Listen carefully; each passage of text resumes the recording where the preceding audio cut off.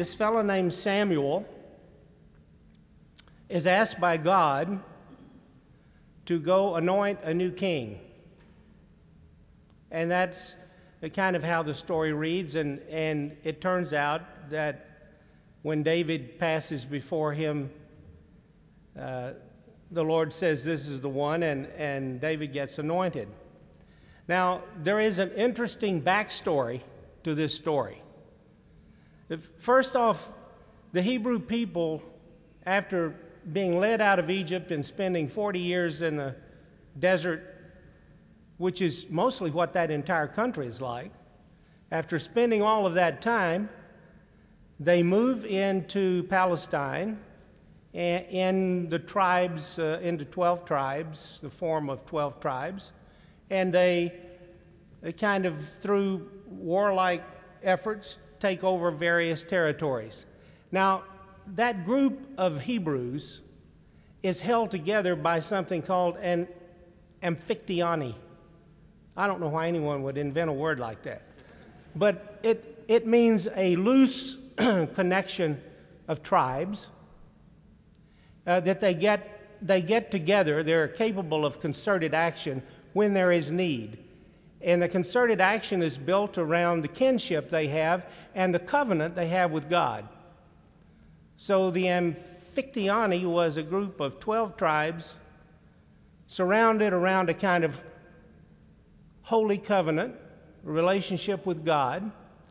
And how did they get together? Well, when they needed to get together, God asked someone. In those days they were called judges. God kind of selected a judge. And a judge was a charismatic leader that would call the tribes together to war, or sometimes when the tribes got in arguments with one another, as they did, the judge would be the one who decided what happened between them. And most of the time, people in the tribes and the towns and so forth weren't particularly happy when a judge showed up, because it usually meant some kind of trouble. The judge was going to ask them to go to war. The judge was going to call them on some trouble they were having with another one of the tribes. It wasn't a happy thing to see a judge. So Samuel is really the last of the judges, because what is beginning to happen at this point in Hebrew history is that their Palestinian neighbors, the strong men among them, were creating kingdoms. And in creating a kingdom, you know, the idea would be that you would control militarily, you would control a certain area. That would be the kingdom. And by virtue of that, you would be able to put together a bigger fighting force. So kingdoms were more efficient forms of government than amphictyonies. And so toward the end of this amphictyony period, the Hebrew people started saying to the judge, "We need a king. We're getting kicked around. We need a king. We need a king to help us out of this." And Saul came to be the choice of the king. But Saul was really the first of the kings, and he didn't have a court, and he acted really kind of like a judge. Saul moved around the countryside. He went wherever the trouble was. He had a small army, and he would build it larger from the tribes in this area or that area as need may be, and he was pretty good at it. But he wasn't a king in the sense that he had a court like the Palestinian kings that he was having to do battle with. So here Saul is trying to manage this environment, but Saul is having problems. As Saul began to be unable to really be a solid king, God said to Samuel, I'm going to have to select another king. So you're going to need to go. I'm going to send you to Bethlehem, and you're going to check out the sons of Jesse, because one of them is going to be my choice. And that's why that's why Samuel said to God, you know, if I do this, Saul's not going to like it, and Saul had already begun to be pretty independent about these things. Well, he'll kill me. And God said, well, okay, don't worry about that, just go. And I did some study last summer, and well, again this summer, with some of the rabbis in Israel. The rabbis ask different questions than we do. One question they might ask about this text is,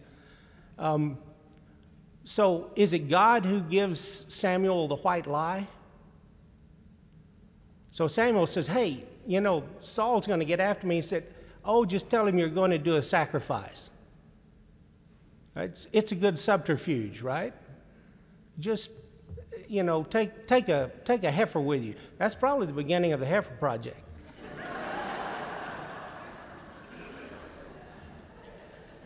So the point is, only one person knew what Samuel was doing, and that was Samuel. It was between Samuel and God. So Samuel gets there, and you know the story, goes through the sons and doesn't see one.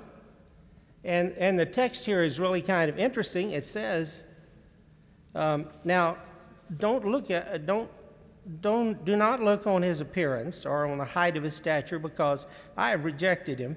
For the Lord does not see as mortals see. They look on the outward appearance, but the Lord looks on the heart. So then I just wanted to point out to you that when David showed up, he was ruddy, had beautiful eyes, and was handsome. So it wasn't that David was the runt of the litter or bad looking. It was that God was looking for something other than appearance. They all apparently were pretty good looking boys. Jesse was fortunate. He had a fine family. But God was looking for something else. And he saw it in David, and Saul anointed him, and the Spirit of the Lord came upon him, and the event was over. And so David then reappears in the retinue of Saul. David gets close to Saul, and you know the story about David and Goliath and those things. So there are some really wonderful stories about David. But once again, there is a backstory. This is God's anointed. It doesn't really say to us that David knew he was God's anointed. It said that this is between God and Samuel. God tells Samuel, you go anoint this kid. And because I've got things for him to do. He's the one. I've looked at his heart. I know he can do it. Well, David then goes to be in Saul's, more or less, in his retinue of men, young men. And that does okay for a while, and David actually marries one of Saul's daughters. But then Saul, in his paranoia, gets mad at David and tries to kill him. And so David runs away. He does what all heroes do if they want to live to fight another day. I guess they run away. Well, where did he go? He went out into the desert, and he had more or less, it says, about 100, an army of about 100 people, and he became an outlaw, a bandit. This is God's anointed. He's a bandit, and he makes his living, according to Samuel, by having people with means pay him for protection. It's kind of a racket, and then David goes to the king of one of the kings in the Philistine group, king at Gath, and introduces himself and says, I'm a tough guy. Saul is not being very nice to me. I'm on the run. I'd like to help you. And the king of Gath said, okay, I can always use tough guys, and I'm going to give you a town. So he gave David a town. And David had his own little town. And if you want to check the facts, it is a town called Ziklag. I never knew much about Ziklag. But David then, from the standpoint of Ziklag, he continued to be kind of a bandit, and he convinced the Philistines that he was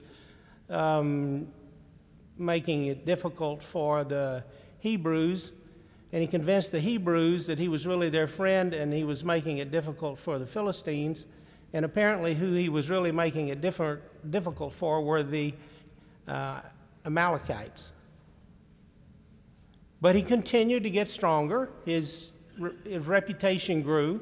And then on the plain of Esdraelon, Saul and his sons entered their final disastrous battle.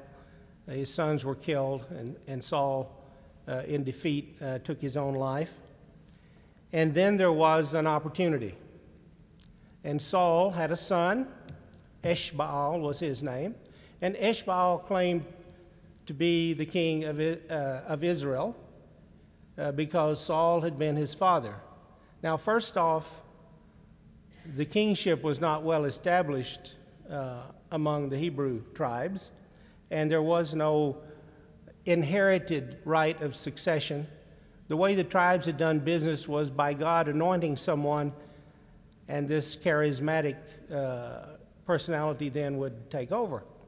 Well, Eshbaal was not, it turns out, a very strong leader, and in 2 years, two members of his own court murdered him.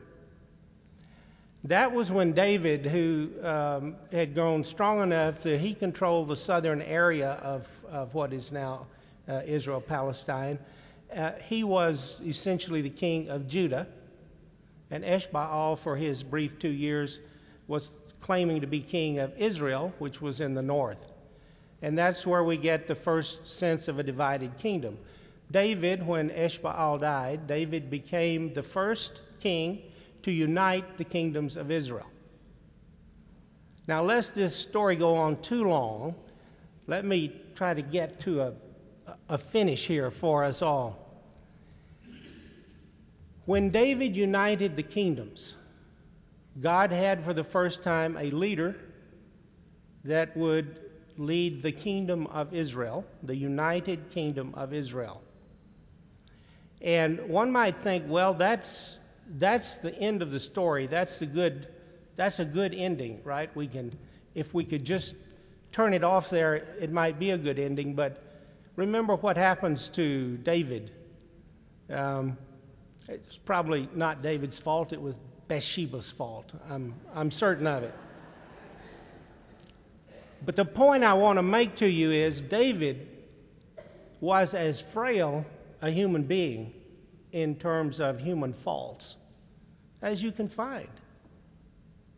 David, the anointed of God, the guy who ran away from Saul, the bandit, the adulterer. This was God's anointed, the king who united Israel. Now, why is that important? It's important to me because I'm aware of my frailties. And I have the tendency to want to say to myself, don't worry about it. God can't be calling me for that because I know my faults. God wouldn't call someone with as many faults. You know yourself well enough. But the problem is, God knows our faults to begin with. When God looks on our hearts, God created us the way God did in God's wisdom. And we are in the midst of salvation history, helping that history unfold. So go back and read this story again later and think about it. Where are you in this story? Somewhere God has anointed you. You don't know when. You don't know where. You may not know for what. But listen. Thank you.